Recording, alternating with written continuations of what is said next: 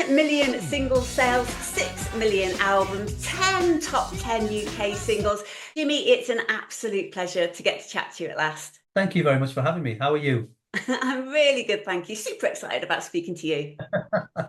Now, we are here to talk about the Kubix Tour. Tell me a little bit about it because it's building right up till Christmas. I think it goes right up until the 22nd, doesn't it? Yeah, the Kubix festivals are obviously at the arenas. There's lots of bands, anybody that that relived the kind of 90s of reading Smash Hits magazines and stuff like that will remember most of the bands that are on.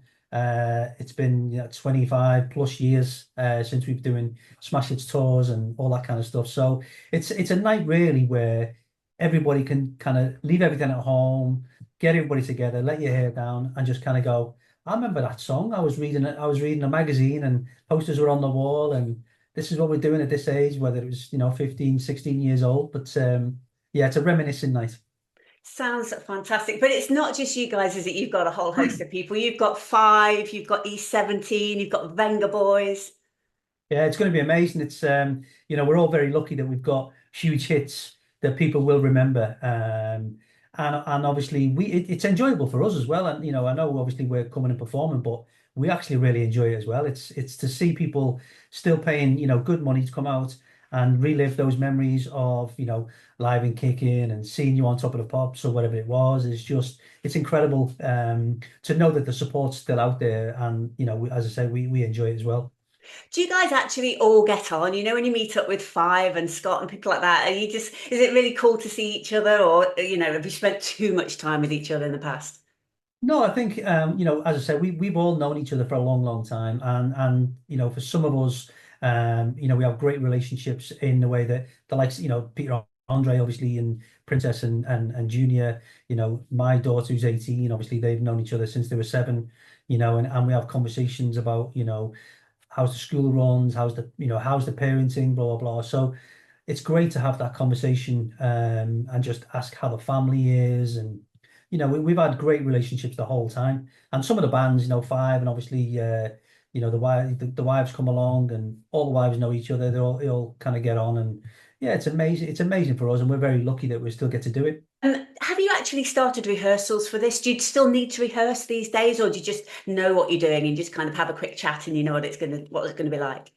I think a lot of it is like, cliche as it is like riding a bike. I mean, you've been doing it for 25 years, and every routine that for every song that we've done, you might have a conversation and go, right, well, let's adjust the set list because, if everybody's up for it and they're all in the party mood, let's take a couple of the ballads out and let's put more up tempo in there. Or you might have a conversation and go, right, well, should we change this little bit? I mean, obviously, a lot of our shows are still a lot of breakdancing Yeah. routines, everything's still in there. As you can imagine, there's a few kind of breakdancing moves that we've kind of taken out because the I joint. saw you guys a year or two ago at Erlem Live, and I was like so impressed. There was backflips going on, and there was all this like proper energized dancing. I mean, we still do most of it, but there is a few. There's a lot of what they call breakdancing swipes and stuff like that, where you kind of go, you get up and your knees are kind of going, you're joking me, aren't you? But it's like, yeah, you just adapt it a little bit. But for us, it's always a case of right, if we're going to do it, it's all or nothing. So let's go for it. So yeah, all the routines and everything are still in there, but it's fantastic to still get the opportunity. Yeah, fantastic. And it is building right up till Christmas. Are we going to see any little Christmas costumes? Costumes might be, I mean, because of we're not blessed with height, the three of us. So, I can imagine some of the costumes, but no, there won't be any costumes, but we'll certainly, I don't know, we might throw a few Christmas songs in there just to Oh, get everybody in the spirit. fantastic. Now, I wanted to ask you very briefly about, the terrible things that happened last week with Liam Payne, because obviously your band was absolutely huge in the 90s. You must have had exactly the same sort of experience. And I've read a lot about the sort of the demons that you've had to overcome in the past. You've spoken quite openly about how you struggled with drugs and alcohol in the past. You must massively empathize with what Liam's going through. Yeah, I mean it's absolutely heartbreaking. You kind of go, well, I know obviously from yes, we've been in the same bubble, but I think One Direction were probably superstars compared to we are. They're like globally known. So, and it's just heartbreaking when you think about, not so much, not just his family and friends and stuff, but the fans as well. They're obviously they're very touched by the fact that they've been following these guys since they were a very young age.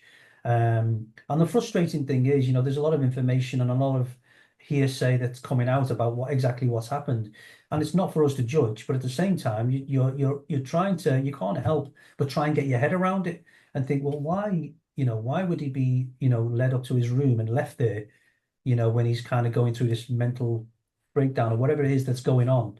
And then you hear other pieces of information coming in, and you go, well, I don't know what to believe. But at the same time, you can't help as a human being to kind of go, well, you sympathize with everything that's going on, but give me exactly what's happened. Because we don't want to be hearing something and then suddenly a week later it's, oh, that wasn't true. It just makes the whole process take longer to get together in your head. For me personally, it was about acceptance, and I became, when the band split, I think it was because I didn't know what to do next. I woke up and I was like, well, I got nothing to do now. My job sheet doesn't come under the hotel door anymore. My kind of people that were being paid by the rec company and stuff like that don't pick up the phone anymore.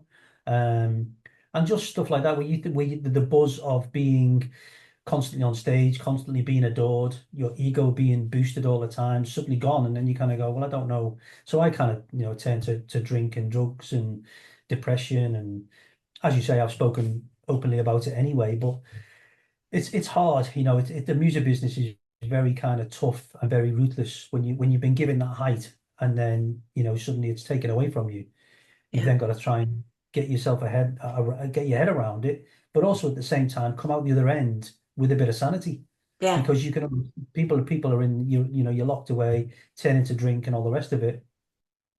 It's hard that the music business is brutal for anybody that's in it. You've just got to make sure you play the game properly and you see yourself. And I heard a conversation. I don't know if it was Ronan or one of the boys on lads about how the rec company these days should have like therapists Yeah. for the whole of the career, and even after, even years after, just checking in on people and making sure that they're okay with it. And I think it's a fantastic idea because it gives you that security to kind of think, well, okay, I'm going through it, but there's somebody here that will kind of guide me. It's never going to bring it back for you, but at least if they're there to cushion the blow, I think is a great idea. You look incredibly well now, though. And I know you keep saying you're super grateful to still be doing what you're doing, but you obviously still work really hard. I think you've got a huge fan base still. These tours, and when I see you out and about doing your stuff, you get massive, fantastic reaction from the crowd. So how do you keep fit and healthy nowadays? I think, yeah, like you say, it's a reminiscent thing. We're very lucky that people can still come out and do, they still wanted to see us do all the shows and stuff. You do have to, you still have to be careful about, going to the gym. But as you get older, it's It's harder. You harder. know what I mean? Yeah. Yeah, the body's kind of going, well, if you put a bit of beef on, you're kind of thinking, oh my God, I need to, because it's not as easy to get rid of it anymore. Yeah, exactly. When you're younger, it's like, eat what you want, go to Yeah. the gym for a couple of days, it's gone. Yeah. But now you're kind of thinking, oh my God, and I've got to do this breakdancing next week, so I've got to make sure I'm like getting into it. So yeah, I think nutrition plays a huge part, and also obviously yeah, trying to get to the gym, and obviously we do a lot of shows. We've been spending a lot of time in Asia at the minute doing Right. massive shows out there. So and that's always hard because when you go to Asia, it's like the old days. They're like you got everything you want on a plate. Yeah.